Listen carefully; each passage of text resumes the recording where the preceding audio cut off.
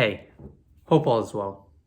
So, before we start with today's lecture, I just want to briefly touch base regarding some ideas that I've had regarding these lecture series and how I want to scale this and grow as I go along in this journey. And one thing I do plan on incorporating sooner rather than later, but with no sense of urgency, are my outfits in these videos. So, I do wear casual outfits because I do understand that I'm still practicing. I'm still trying to fix some delivery aspects of it. And I know it's going to take me time just like creating these, getting comfortable. Right now, I do feel a lot more comfortable than I did when I first started this. So I'm happy to share that detail.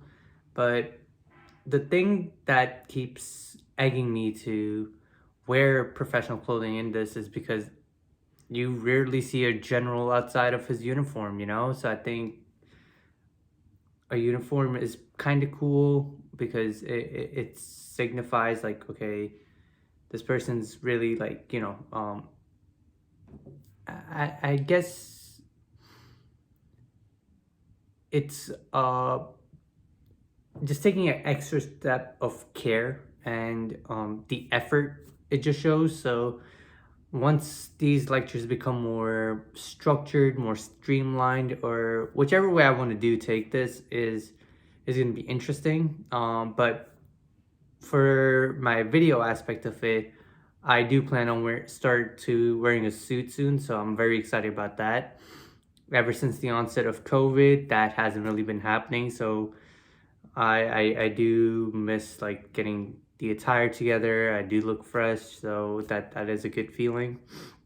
And the reason I said the video aspect of this is because I do plan on I guess creating these and at the same time separating the audio to go on podcasts, maybe create a podcast, maybe well, it's going to be a podcast, but I'm not quite sure how that's going to really structure in because there were some aspects that I do want to discuss in which I was going to illustrate with some drawings, but I'm sure I'll think of something because I don't plan to do that frequently. So once in a while, that should be okay.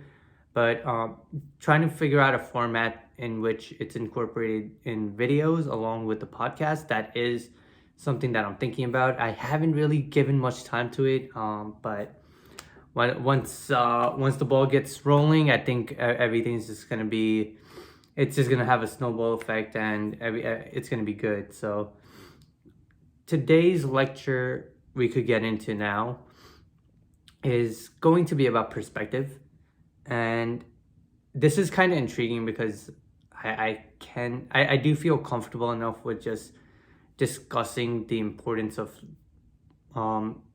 I guess the overall idea of perspective of your own along with other people, and especially the ones especially the perspectives of people that don't necessarily agree with what you agree with. So with all these aspects of perspective taking into place, I really just want to discuss based on what it is in my definition, how I view perspective, and some skill sets on making it more broadening your horizon, broadening your perspective, how it's possible.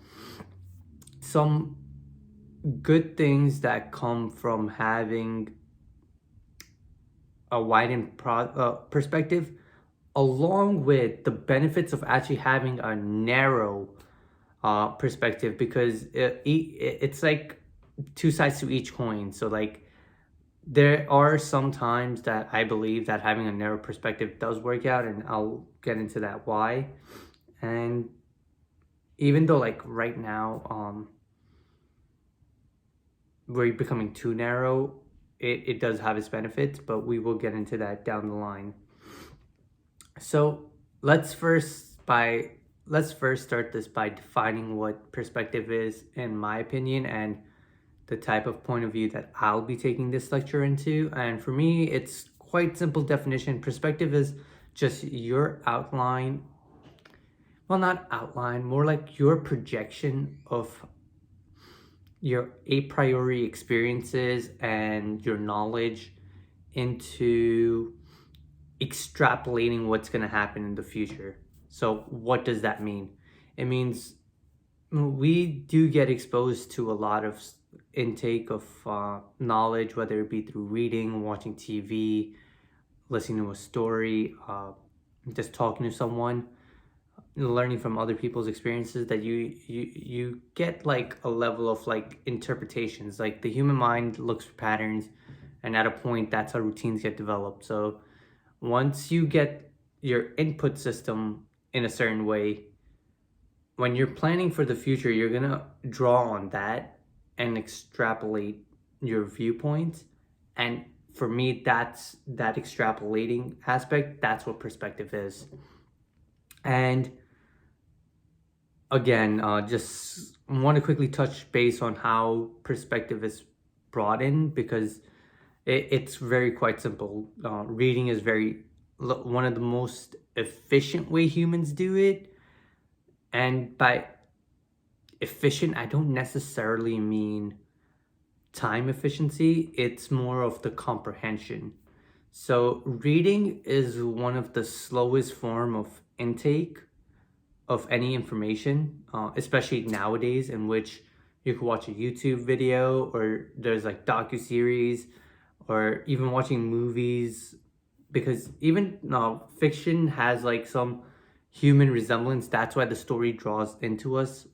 And once you're reading, the thing reading what makes reading so efficient is you retain the most information by reading. And another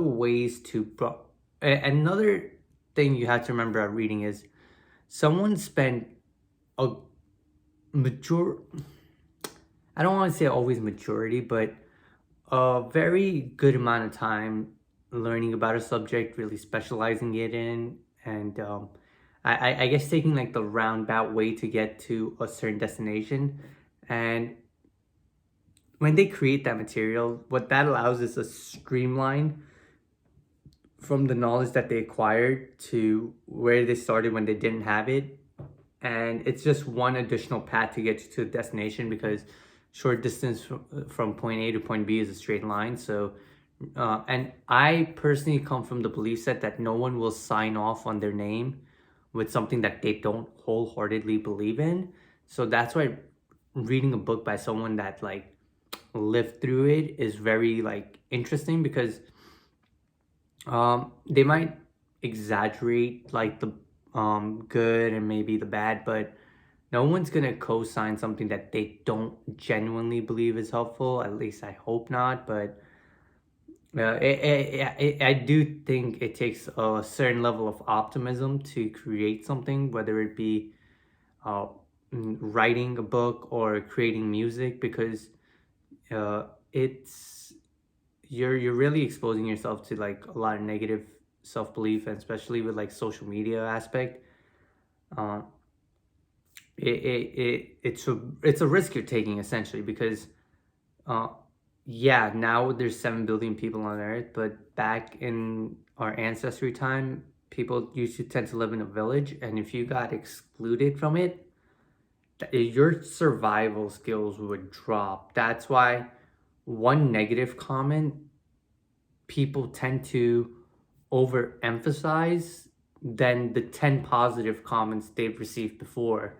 Because yeah, we have a broader decentralized community now, but when it was more knit tight, you had to care what people think about you. You had to care that were you well liked or not, because your survival skills depended on it. And perspective really just helps you remember that like we're all in this together, because it's easy to have like us versus them mentality when you don't know someone. But if you read about their life, or once you travel, you see how certain type of people are living. And when you conversate with people and you learn about their life, it really breaks down the barriers from that us to them mentality that is often it's often innate, number one, because people just want to belong to a group. And the thing that's scary is how much social media allows you to just embrace it. Uh, I, I feel like I've said this before, but even if I haven't, this is a statement that I will be saying many times because it is very prominent in today's environment in which I live in. And for me, what I see is people utilizing the internet, not for getting information per se, but rather getting it for confirmation. And one thing I would really love to highlight is it's the questions that like people ask on Google. I try my personal best that I don't ask for a question. I try to go to I try to go to a subject field and just try to figure out fill in the information, because once you ask a question, Google does, I'm fairly confident, depending on your region and your location, it, it, it looks at what the surrounding neighborhood's been searching, and it pops up questions that relate to that area. And I hope it's easy to understand why that's an issue, because geographically located, you're always going to think that this is the way because everyone's being exposed to the same type of information. That's why it's so easy to fall into the herd mentality on social media. And it's quite interesting. It's very interesting because this is kind of similar to what happened when the church and state were intertwined, and majority of like the laws that were passed were based on good moral laws. And it just took people time to realize that, oh, yes, it's a different religion, but at the end of the day, that's just their way of saying how to be a good human. So once that really broke down, that's when Friedrich Nietzsche was he said the statement of God is dead. And when he said God is dead, it wasn't that he didn't necessarily mean it in a negative connotation. At least I hope it didn't. I wasn't there when he was working and didn't really get to speak to him about his perspective. But the way I view it, it was more like people understand that like the foundational hope that and stability that religion provided for people's belief to like go on day to day, that he knew that would be shaken with just the new ideas coming out, the new scientific discoveries, and that's what that necessarily meant. So that I think that was pretty cool. And going back to the perspective is it took a while for like religion to start accommodating other religions, but eventually it happened to the point where once the United States were formed, one of the number one thing was we have to keep the church and state separate. Coming from the idea in England in which it was you can believe in whatever you want, you just have to be a good citizen, and that was kind of like the rule of thumb that was incorporated here. So that's really cool. And I can't really talk about this social media thing about looking for confirmation and not information, and not bring up the cancel culture, because I think it's a very dangerous trend, and it's very powerful, and it's very predominant, and it's just sad to see when it happens to someone, because like, wow, man. No, it's I could just imagine the devastating effect. But the reason the cancel culture is different, it's very dangerous, is because stands close to the opposition of freedom of speech. That if someone doesn't agree with your viewpoint or like the politically correct viewpoint, their perspective just kind of gets canceled out. Like it becomes irrelevant. And the reason that's dangerous is because that stops the transmission of ideas, kind of similar to it would pretty much almost scare scientists to bring out any new innovation that like could be groundbreaking, because what one group thinks is the truth may not be actually the truth. And by just incorporating such a strong cancel culture, now I don't believe that everything people say should be like cherished and like like exemplified and stuff, but just because someone has a contrarian belief towards the masses, um just making it null and void isn't also the best idea, because I think over history it has been proven time and time again that like the masses didn't always believe the right thing. And the primary example I want to use for this is um, that people often say the cancel culture protects the truth, but what is the truth? I know there was um, there's a lot of people that want to protect the truth, so they cancel the cancel culture kind of protects the truth, but you have to be very careful on what you guard as the truth, because there was a time where it was believed that the sun and the planets orbited around the earth, which is widely discredited now. And at a point, if you spoke to someone, that was the truth, that was what was being guarded. And I think that's why the statement comes in, the truth doesn't survive. It's just that the guard dogs die out and it changes. So that's why the cancel culture becomes a little like on the dangerous side, because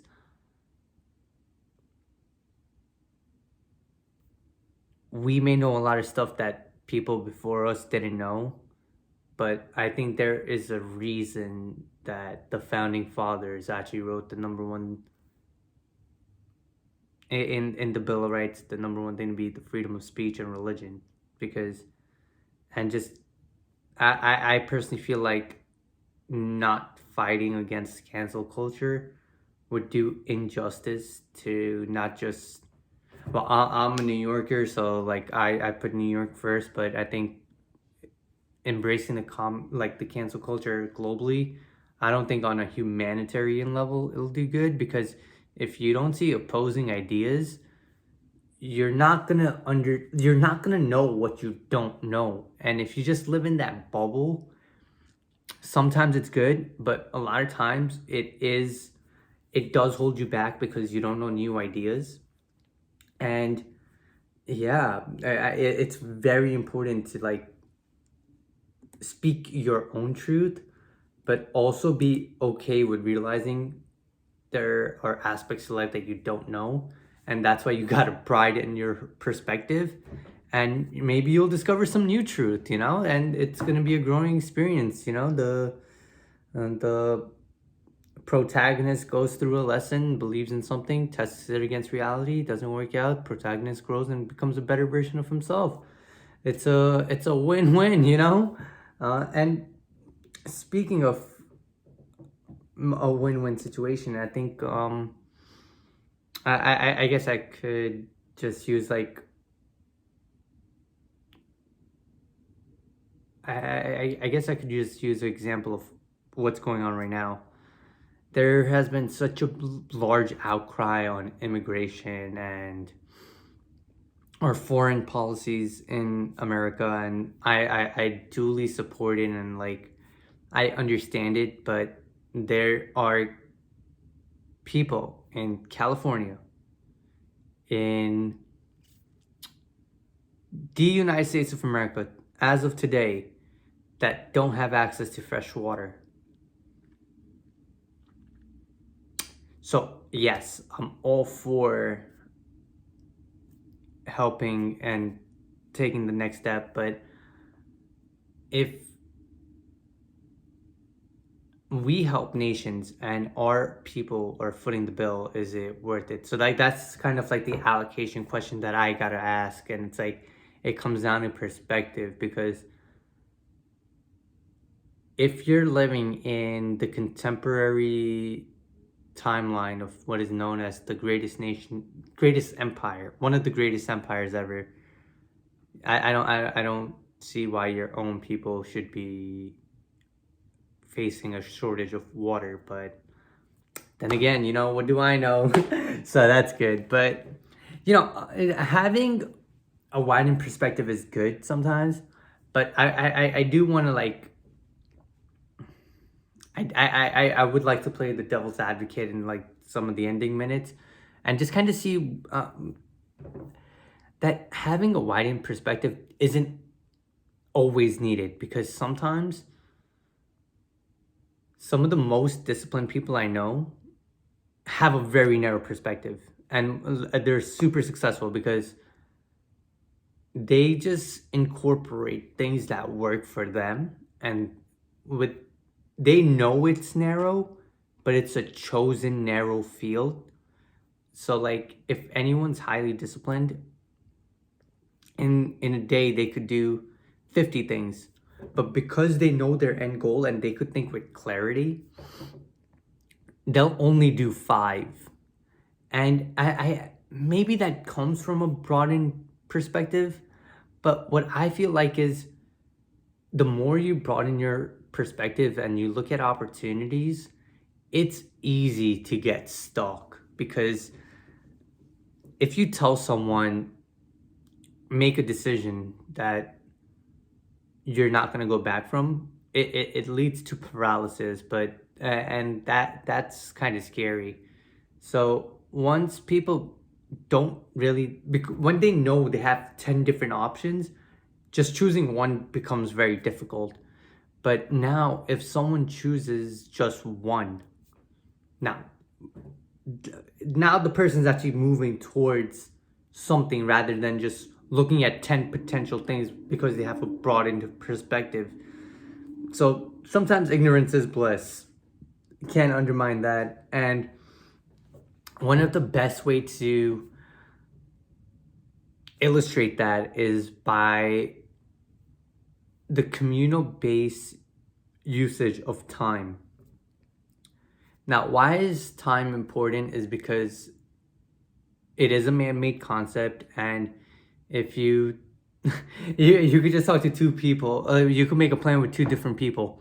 One person's going to be punctual, one person's going to be late, and that's their perspective on just going through day-to-day life, and it's just their innate body clock that some people don't really follow the time. Like it came as a surprise to me when I realized that, like, okay, I run on Apple time, but there are people that just run on their own time. Like they'll say 10 minutes, but then it'll take like 30-40 minutes for like that event to occur. And it's like, interesting.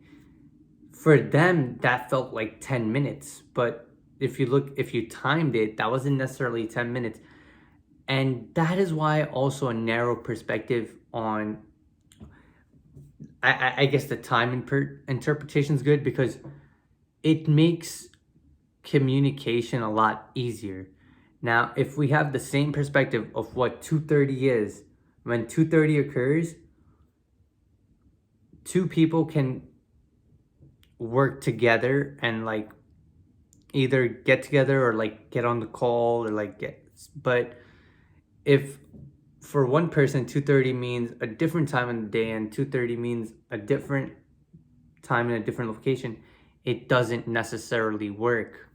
And I think I hope that's an example of when like a narrow perspective is good. But I think each thing should have a pro and con, and I want to think of something that, like, hey, everyone talks about broadening your horizon, but sometimes once you narrow it, you could actually make a decision.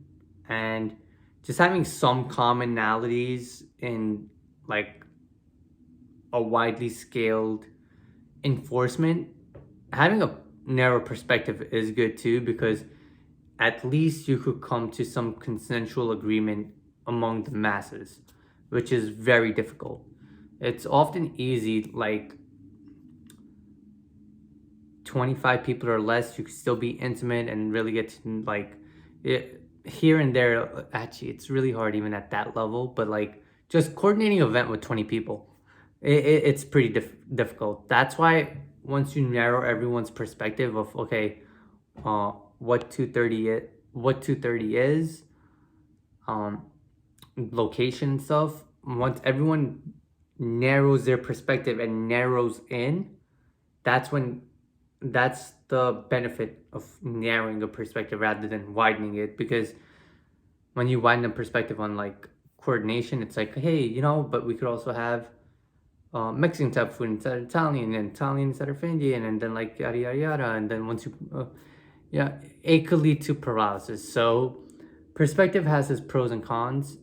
You should widen it to get an understanding of the world, but narrow it to actually get the work done. So I think that's a good place to stop it. And yeah, with everything happening in the world, I appreciate you taking some time off and spending it with me. Take care. Bye.